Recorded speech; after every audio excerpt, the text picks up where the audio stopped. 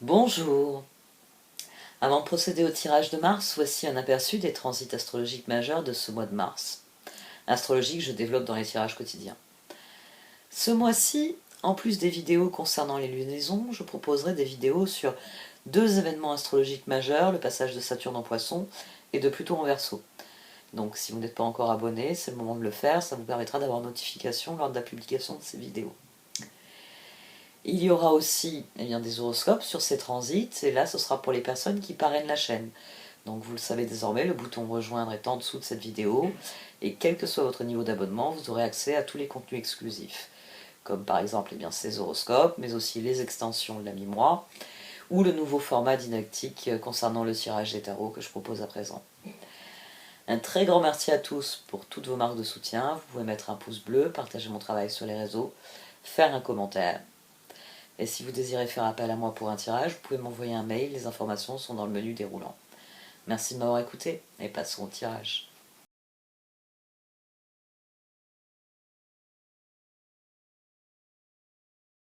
Voici donc votre tirage au Chosen de Mars, ami Verseau. Du sein de la sagesse des royaumes cachés sont sorties la reine de l'échiquier et la tisseuse de toile. Toutes deux viennent vous encourager à vous repositionner.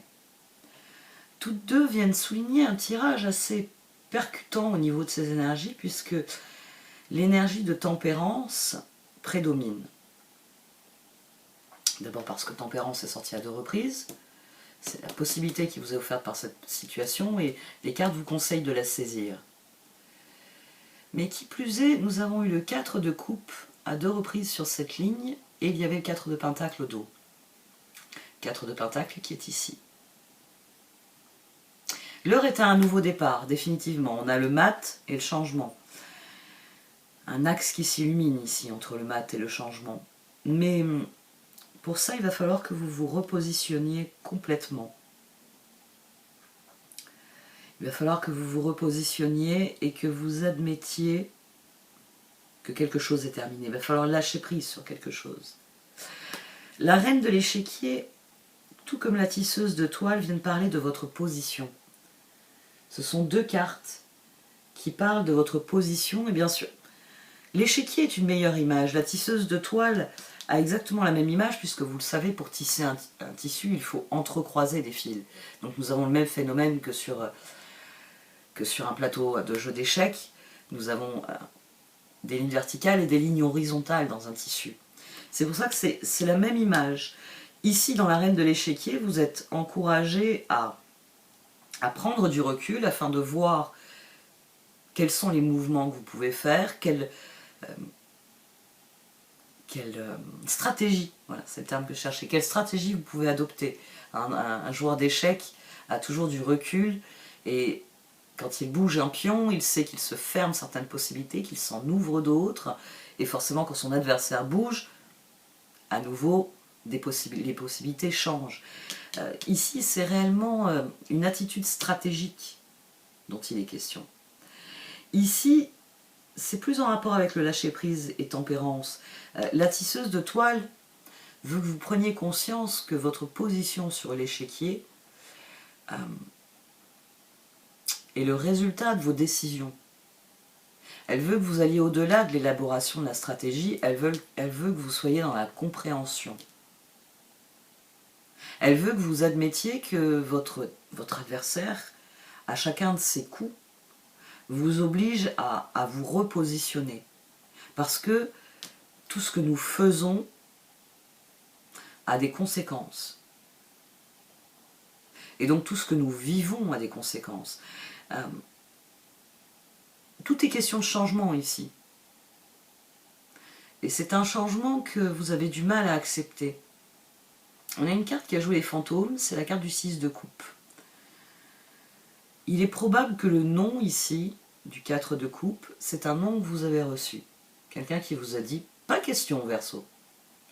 Alors, ça peut être quelqu'un qui ne veut pas faire une chose avec vous, ça peut être quelqu'un qui ne veut pas que vous fassiez quelque chose, ça peut être sur le plan personnel, c'est un proche qui vous dit hors de question que tu fasses une telle chose, ou hors de question que je le fasse avec toi. Ça peut être ça peut être plus distancié, si je puis dire.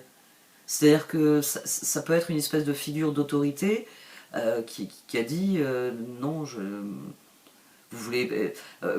L'exemple qui vient à l'esprit, alors pour bien vous faire comprendre ce que je veux dire par figure d'autorité, c'est que vous avez un projet, vous avez besoin d'un financement et vous avez demandé à une banque et quelqu'un que vous n'avez jamais vu, qui a juste jeté un coup d'œil au papier que vous avez rempli, vous envoie une petite lettre avec marqué désolé Verseau, nous ne donnons pas suite à votre projet.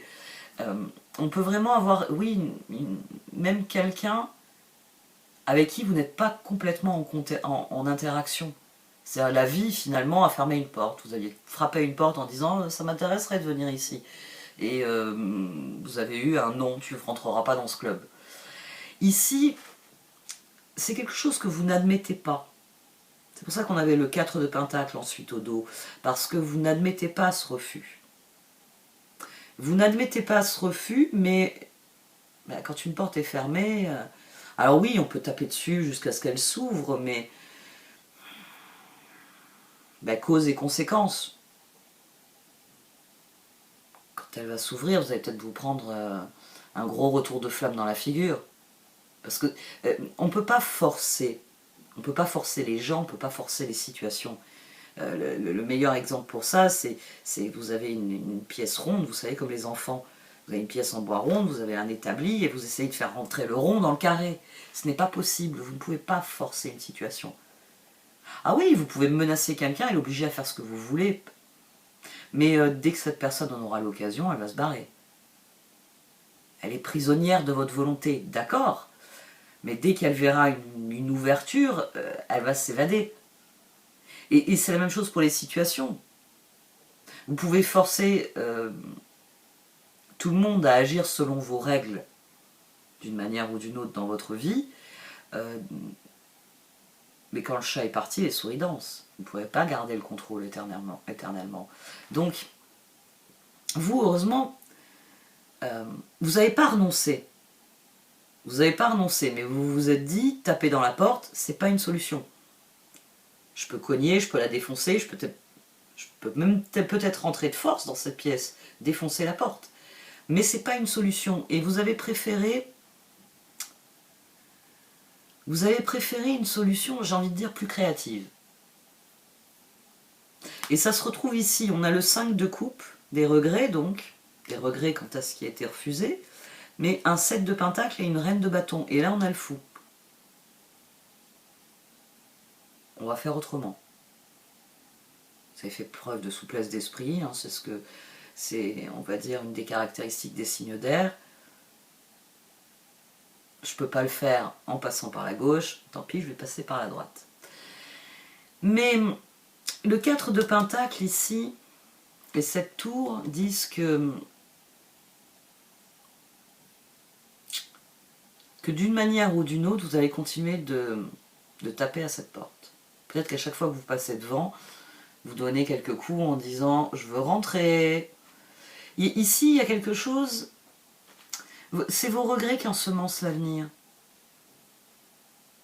Je sais pas, vous avez peut-être essayé de prendre les choses à revers, plutôt que de les contourner, vous avez préféré les prendre à revers. Mais pour les cartes, ce n'est pas la solution. C'est pour ça qu'elle vous parle de vous repositionner. Elle vous parle de regarder l'échiquier avec plus de recul pour voir, parce que j'ai pas joué aux échecs depuis 30 ans.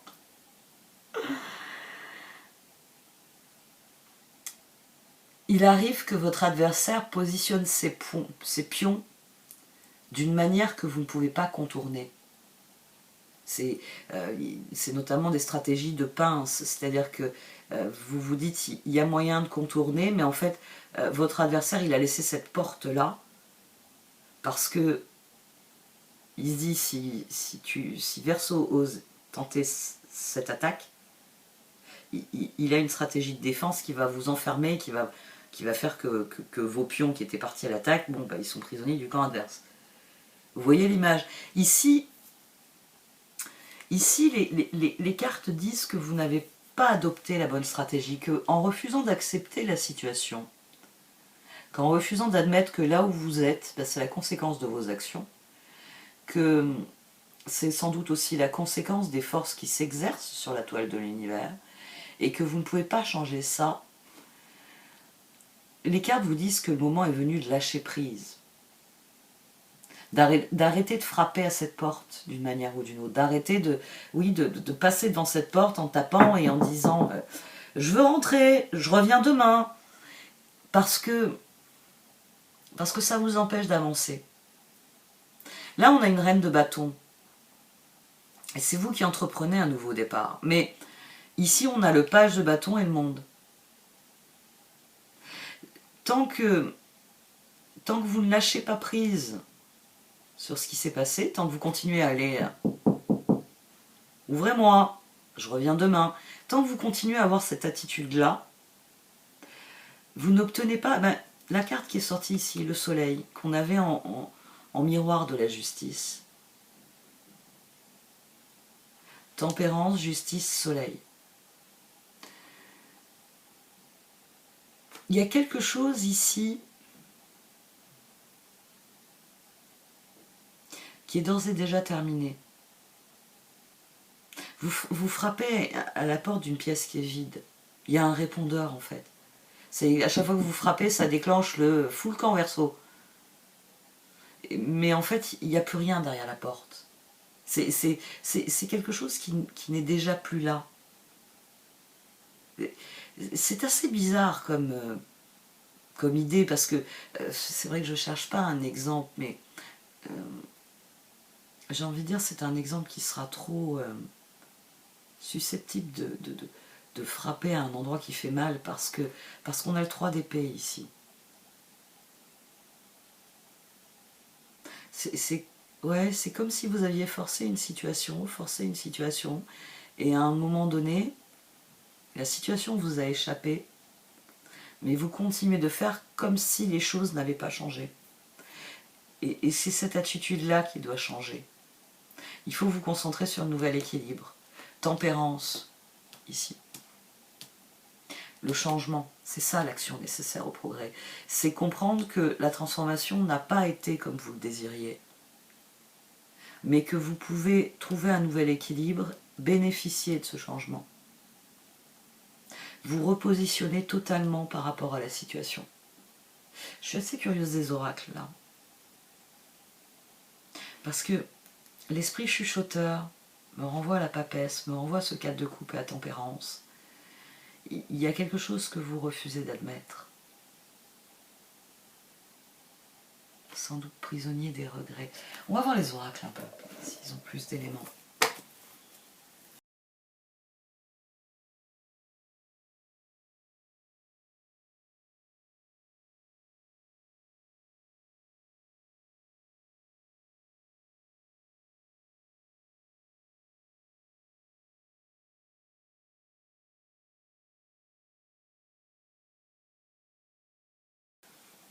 Alors les cartes confirment qu'il faut vous repositionner. C'est un des moteurs ici. Il faut que vous preniez du recul sur la situation pour mieux comprendre, accepter les changements. Accepter le fait que si vos pions sont positionnés ainsi sur l'échiquier, c'est en raison de vos choix. Et que si vous voulez inverser la tendance dans la partie, eh bien, il faut tenir compte de la nouvelle disposition. Ici, finalement, vous avez le tirage de quelqu'un qui a entamé une partie d'échecs avec une idée très précise des actions qu'il allait faire, et vous avez sans doute été pris au dépourvu par l'autre. C'est-à-dire que l'autre a... Rien ne s'est passé comme vous l'aviez prévu, et quelque part vous avez voulu conserver continuer. D'ailleurs c'est ici. Vous avez dit, bon bah très bien, je ne peux pas appliquer ma méthode, vous savez il y a des noms pour les stratégies aux échecs. Vous aviez tenté une ouverture, je sais pas quoi, parce que je connais pas les noms en question, et une technique d'attaque ou de défense d'un certain type, vous avez changé de stratégie, mais l'autre en face s'est aussi adapté. Et vous n'avez plus le choix. Il va falloir être plus créatif. Il va falloir vous creuser les méninges pour changer cette situation. Mais pour ça, ça exige que vous acceptiez, que vous admettiez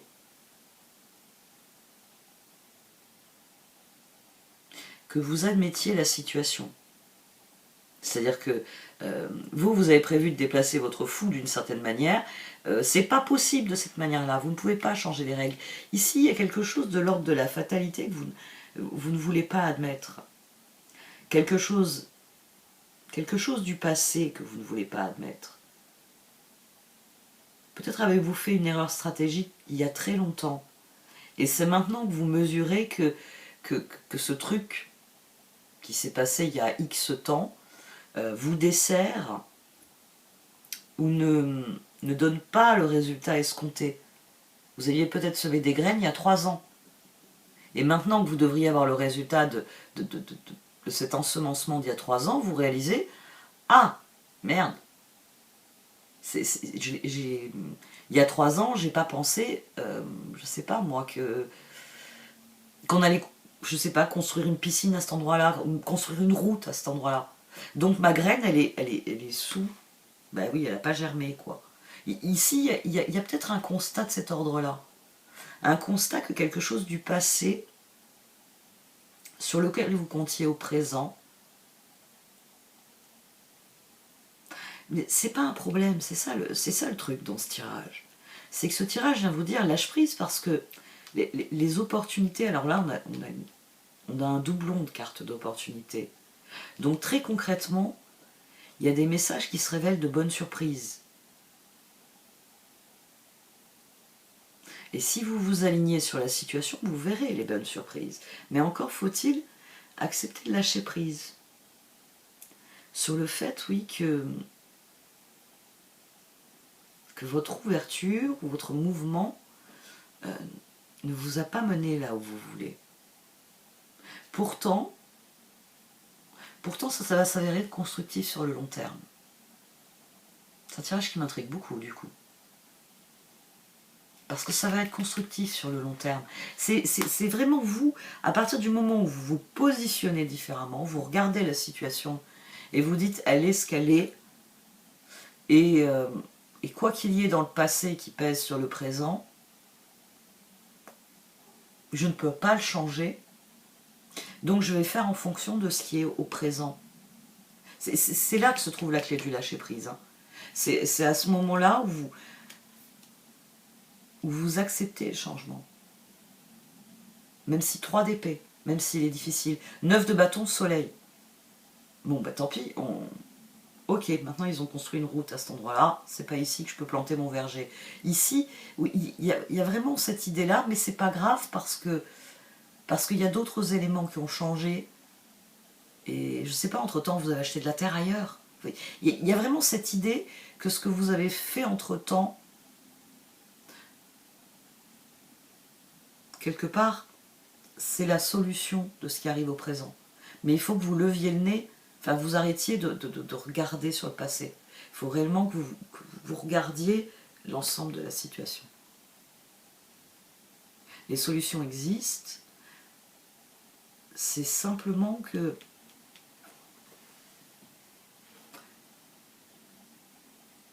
vous n'admettez pas qu'il va falloir changer votre fusil d'épaule. Et c'est le cas, il va falloir changer votre fusil d'épaule, tout simplement. Et ce sera le titre d'ailleurs. Bon allez, j'arrête là. Merci de m'avoir écouté. Vous pouvez liker, commenter ou partager cette vidéo. Au revoir.